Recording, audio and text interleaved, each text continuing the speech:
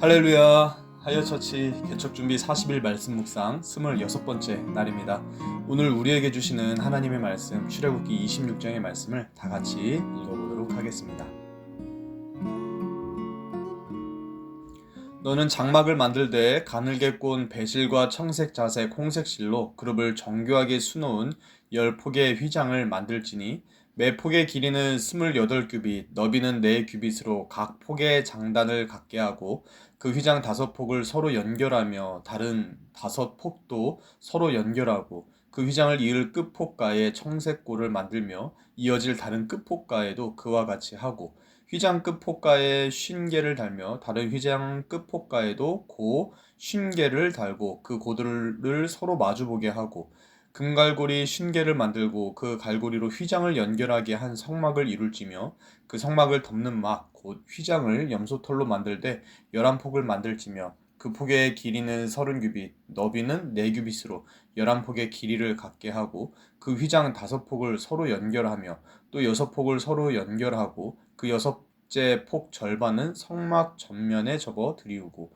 휘장을 이을 끝폭가에 고 50개를 달며 다른 이을 끝폭가에도 고 50개를 달고 녹갈고리 50개를 만들고 그 갈고리로 그 고를 꿰어 연결하여 한 막이 되게 하고 그 막 곧 휘장의 그 나머지 반폭은 성막 뒤에 늘어뜨리고 막 곧 휘장의 길이에 남은 것은 이쪽에 한 규빗 저쪽에 한 규빗씩 좌우 성막 좌우 양쪽에 덮어 늘어뜨리고 붉은 물 들인 순양의 가죽으로 막의 덮개를 만들고 해달의 가죽으로 그 윗덮개를 만들지니라. 너는 조각목으로 성막을 위하여 널판을 만들어 세우되 각 판의 길이는 10규빗, 너비는 한 규빗 반으로 하고 각 판에 2촉씩 내어 서로 연결하게 하되 너는 성막 널판을 다 그와 같이 하라. 너는 성막을 위하여 널판을 만들되 남쪽을 위하여 널판 20개를 만들고 20널판 아래에 은 받침 40개를 만들지니 이쪽 널판 아래에도 2촉을 위하여 2받침을 만들고 저쪽 널판 아래에도 그 2촉을 위하여 2받침을 만들지며 성막 다른 쪽 곧 그 북쪽을 위하여도 널판 20개로 하고 은받침 40개를 이쪽 널판 아래에도 2받침 저쪽 널판 아래에도 2받침으로 하며 성막 뒤 곧 그 서쪽을 위하여는 널판 6개를 만들고 성막 뒤 두 모퉁이 쪽을 위하여는 널판 2개를 만들되 아래에서부터 위까지 각기 2겹 두께로 하여 윗꼬리에 이르게 하고 두 모퉁이 쪽을 다 그리하며 그 8널판에는 은받침이 16이니 이쪽 판 아래에도 2받침이며 저쪽 판 아래에도 2받침이니라. 너는 조각목으로 띠를 만들지니 성막 이쪽 널판을 위하여 5개요 성막 저쪽 널판을 위하여 5개요 성막 뒤 곧 서쪽 널판을 위하여 5개이며 널판 가운데에 있는 중간 띠는 이 끝에서 저 끝에 미치게 하고 그 널판들을 금으로 싸고 그 널판들의 띠를 꿰 금고리를 만들고 그 띠를 금으로 싸라. 너는 산에서 보인 양식대로 성막을 세울지니라. 너는 청색, 자색, 홍색 실과 가늘게 꼰 배실로 짜서 휘장을 만들고 그 위에 그룹들을 정교하게 수놓아서 금갈고리를 네 기둥 위에 늘어뜨리되 그 네 기둥을 조각목으로 만들고 금으로 싸서 네 은받침 위에 둘지며 그 휘장을 갈고리 아래에 늘어뜨린 후에 증거궤를 그 휘장 안에 들여놓으라. 그 휘장이 너희를 위하여 성소와 지성소를 구분하리라. 너는 지성소에 있는 증거궤 위에 속죄소를 두고 그 휘장 바깥 북쪽에 상을 놓고 남쪽에 등잔대를 놓아 상과 마주하게 할지며 청색자색 홍색실과 가늘게 꼰 배실로 수놓아 짜서 성막문을 위하여 휘장을 만들고 그 휘장문을 위하여 기둥 5을 조각목으로 만들어 금으로 싸고 그 갈고리도 금으로 만들지며 또 그 기둥을 위하여 받침 5개를 노스로 부어 만들지니라. 아멘. 오늘 우리가 함께 읽은 출애굽기 26장의 말씀을 가지고요. 보이지 않는 것까지라는 제목으로 하나님의 말씀을 함께 나누도록 하겠습니다. 우리가 지금 함께 읽었던 출애굽기 26장은요. 성막의 내부에 대한 이야기입니다. 성막의 내부를 어떻게 만들어야 하는지 자세하게 말씀해 주시는 장인데요. 그냥 읽고 듣기만 해서는 좀 잘 이해가 안 되시죠. 그런 분들을 위해서 좀 도움을 하나 드리면 유튜브에서 공동체 성경 읽기 부분에서 출애굽기 26장을 찾으시면은 그림과 함께 출애굽기 26장을 함께 읽을 수 있는 부분이 있습니다. 그것을 그림과 함께 다시 한번 읽어보시면 좀 도움이 될 것 같습니다. 일단 우리는 오늘 이 말씀을 따라서 성막의 내부를 제작하는 것이 우리에게 어떤 교훈을 주시는지 오늘 본문의 말씀을 따라서 하나씩 살펴보도록 하겠습니다. 먼저 1절과 7절, 14절 말씀을 한번 다시 읽어보도록 하겠습니다. 너는 성막을 만들되 가늘게 꼰 배실과 청색자색 홍색실로 그룹을 정교하게 수놓은 10폭의 휘장을 만들지니 그 성막을 덮는 막 곧 휘장을 염소털로 만들되 11폭을 만들지며 또 14절 붉은 물 들인 수량의 가죽으로 막의 덮개를 만들고 해달의 가죽으로 그 윗덮개를 만들지니라. 아멘. 오늘 이 말씀은요, 성막을 어떻게 만들어야 하는지 자세하게 말씀해 주시는데요. 먼저는 1절에서 기본적으로 성막을 덮는 덮개와 같은 이 휘장을 어떻게 만들어야 하는지 먼저 말씀을 해 주세요. 성막을 덮는 그 덮개, 그 휘장을 어떻게 만드는가 보니까 청색, 자색, 홍색 실, 그러니까 파란색 실, 붉은 실, 그리고 보라색 실, 그리고 또 가늘게 꼰 배실, 이런 것들로 정교하게 술을 놓고 그 크기는 어느 정도 되게 하는가 보니까 길이가 12m 그리고 너비가 18m 정도로 되게 만들었다고 합니다. 길이 12m 그리고 너비 18m가 어느 정도 되나 계산을 해보니까요. 평수로 치면 한 70평이 조금 안 되는 그 정도의 꽤 넓은 크기더라고요.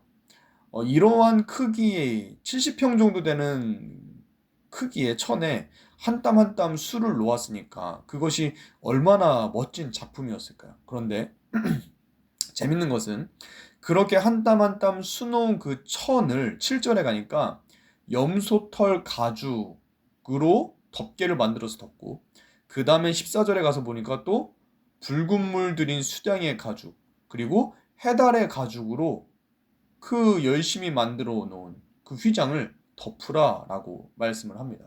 그러니까 열심히 만들어 놓았던 그 휘장 위를 검고 두꺼운 가죽으로 3번이나 덮어서 이전에 정말 공들여서 멋지게 작업한 게 전혀 보이지도 않게 만들었다라는 거죠.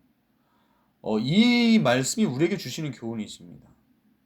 열심히 만들어 놓은 그것을 속에 두는 것. 이것은 우리에게 어떤 교훈을 주냐면, 열심히 만들어 놓은 것을 그 속에 둔 것처럼 우리도 눈에 보이는 것, 또 겉으로 보이는 것이 아니라 보이지 않는 우리의 중심을 잘 가꾸는 게 더 중요하다라는 그런 의미죠.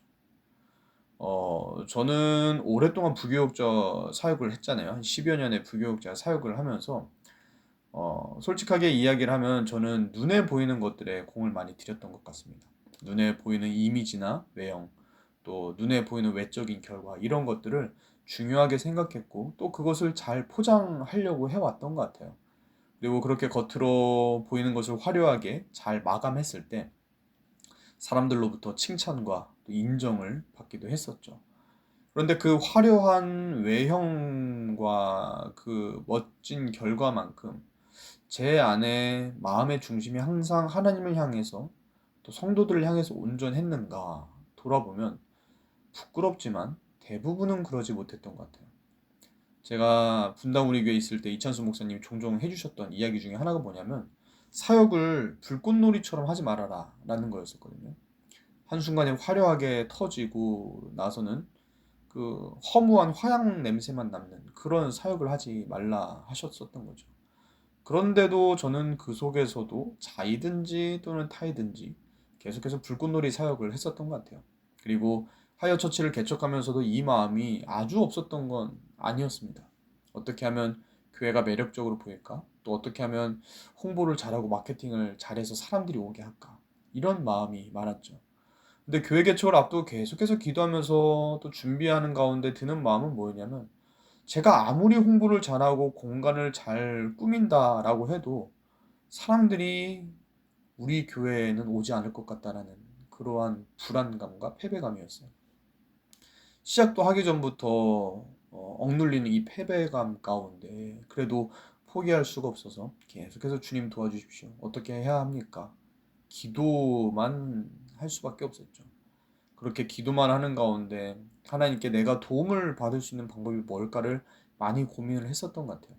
그리고 그렇게 하나님으로부터 도움을 얻기 위해서 계속해서 엎드리고 기도하고 어떻게 해서든지 발버둥 치면서 묻는 가운데 얻은 말씀은 이겁니다. 역대하 16장 9절. 여호와의 눈은 온 땅을 두루 감찰하사 전심으로 자기에게 향하는 자들 위하여 능력을 베푸시나니. 하나님만 바라보고 하나님만 의지하는 자에게 하나님이 능력을 베푸신다라는 말씀이거든요. 그리고 저는 오늘 이 성막의 말씀이 다시 한번 저에게 교훈해 주시는 것 같아요. 눈에 보이는 것이 아니라 눈에 보이지 않는 것으로 하나님 앞에 온전한 것이 더 중요하다.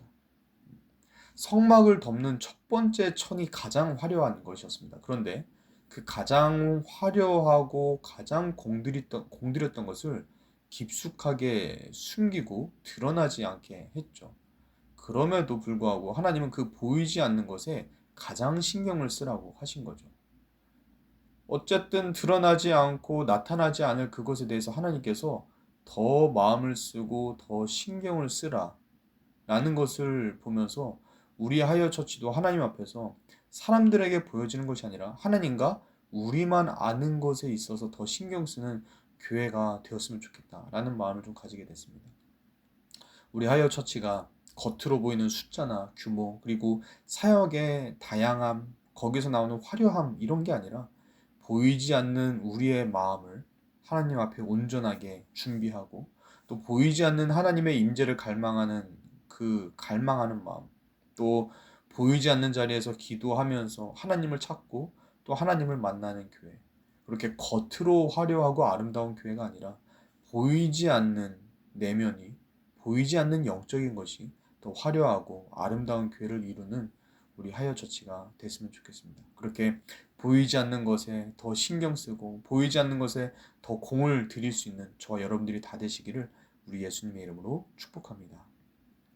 이어서 15절 말씀을 또 읽어보도록 하겠습니다. 너는 조각목으로 성막을 위하여 널판을 만들어 세우되. 오늘 말씀을 쭉 보면요, 자주 등장하는 것 중에 하나가 바로 조각목이라는 나무입니다. 이 조각목이 뭐냐면요, 지금 여러분들이 화면으로 보시고 있는 화면에서 오른쪽 하단에 나무가 하나 보이시죠? 작은 나무. 그게 바로 조각목입니다. 이 나무를 시띠나무라고도 하는데요. 이 시띠이라는 뜻이 뭐냐면 가시들이라는 뜻입니다. 그래서 나무에는요, 길고 뾰족한 가시가 많이 있어요. 참고로 말씀드리면 예수님이 머리에 쓰셨던 가시면류관 있죠. 그게 바로 이 시띠나무의 가지로 만든 것이었습니다. 그리고 출애굽 시대 때에는 광야에서 성막에 있는 모든 재료를 만들 때 쓴 나무가 바로 또 이 시띠나무, 조각목이었어요. 근데 여러분들이 지금 배경으로 나오는 나무를 봐도 아시겠지만 조각목, 시띠나무가 크지 않죠? 작죠. 이 조각목 시띠나무는 사실 건축을 하고 가구를 만드는데 그렇게 좋은 재료는 아니었습니다. 대부분의 나무가 이 지금 여러분들이 보시는 나무뿐만 아니라 대부분의 나무가 이렇게 생겼습니다. 대부분의 나무가 작고 뒤틀어진 그런 나무들이라서 건축을 하고 도구를 만드는데 쉽지가 않았던 나무가 바로 이 시띠나무 조각목이었어요. 그럼에도 불구하고 하나님께서 광야에서 성막의 기구를 만들 때 모든 성막의 기구를 시띠나무, 조각나무로 만들어라 말씀하셨던 이유가 있는데 그 이유는 사실 별게 없습니다. 그 이유는 뭐냐면 광야에 있는 나무가 이 조각목, 시띠나무밖에 없었기 때문이에요. 지금 이스라엘 사람들이 있는 이 광야에는요, 크고 멋진 백향목 같은 게 없습니다. 메마른 땅이기 때문에 작고 초라하고 구불구불하게 비틀어진 조각목밖에 없는 현실이 바로 그 광야의 현실이었죠. 그리고 하나님은 그렇게 작고 구불구불한 나무들로 성막의 기구를 만들어라 라고 말씀하신 거죠. 이것은 우리의 사역도 마찬가지라고 할 수 있습니다.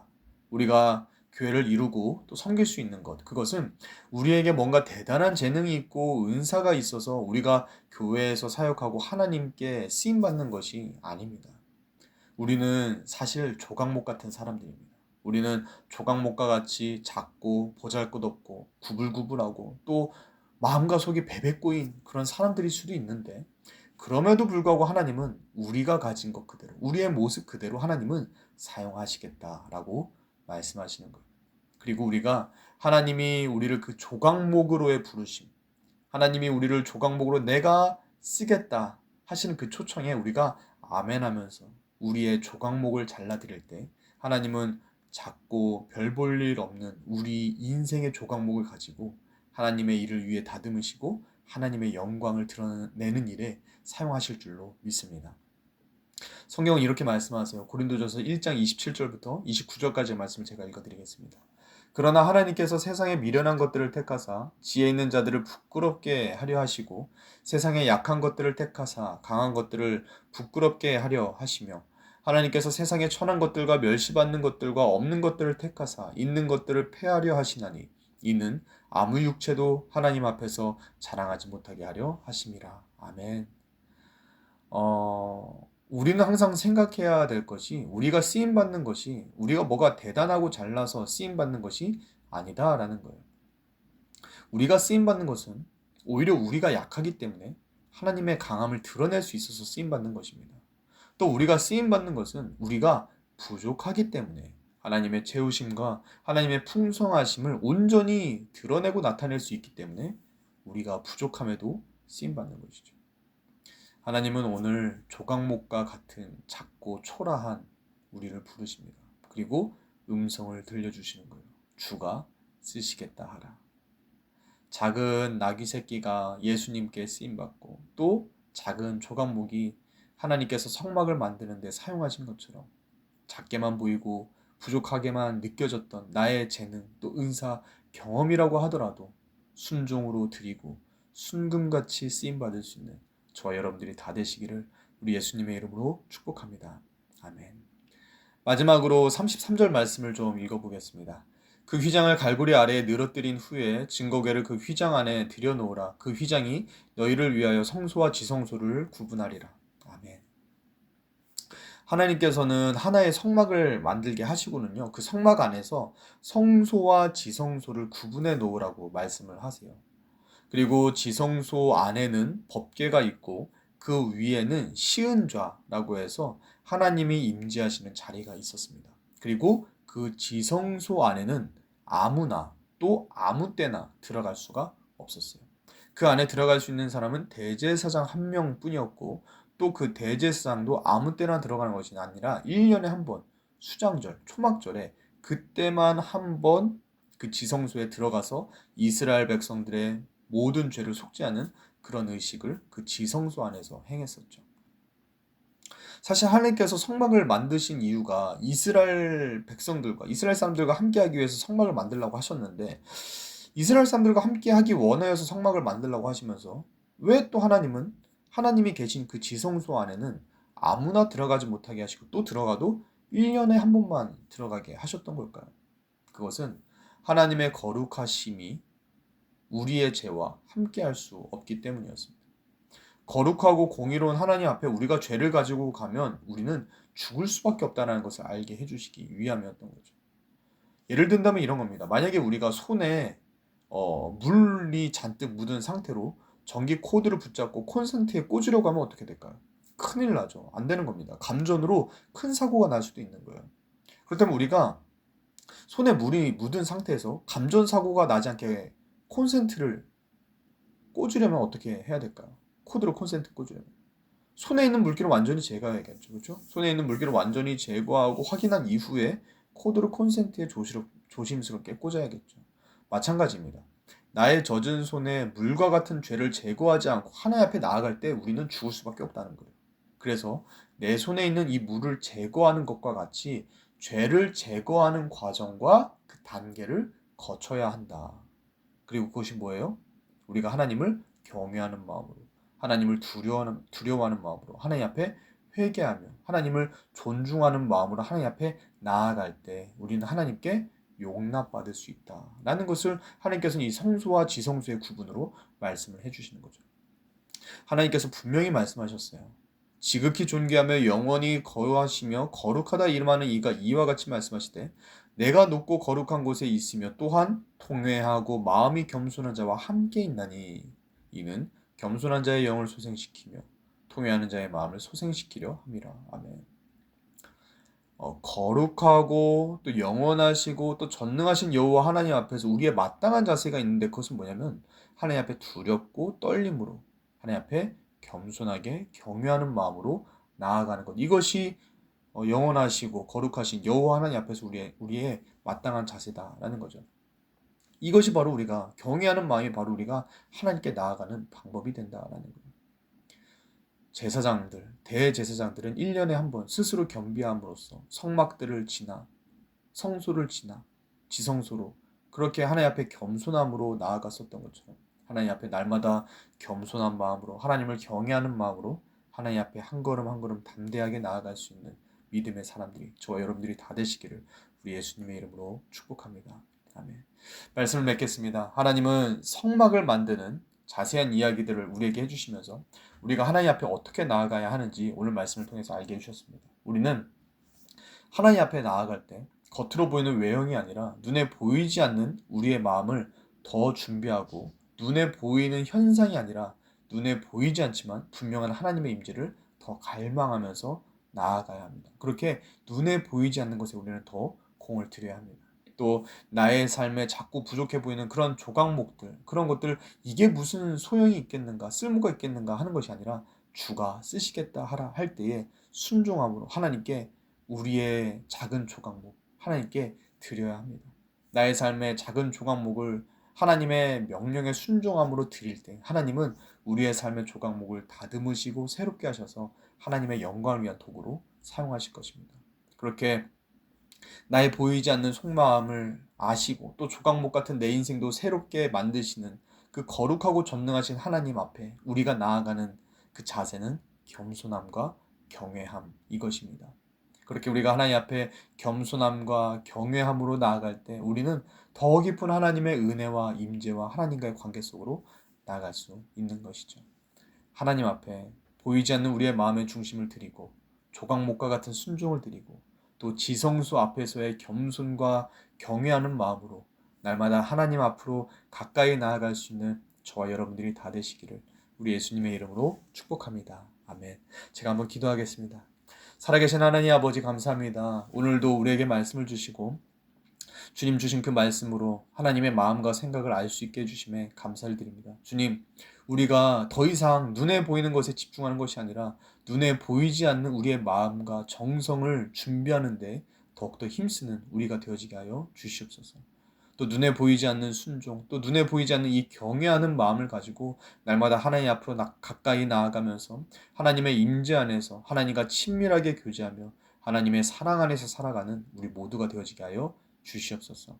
그렇게 오늘도 우리에게 말씀 주시고 그 말씀으로 우리를 교훈하시고 깨닫게 하시고 바르게 하여 주신 주님께 감사 찬송 영광 올려드리며 살아계신 우리 주 예수 그리스도의 이름으로 간절히 기도 올리옵나이다. 아멘.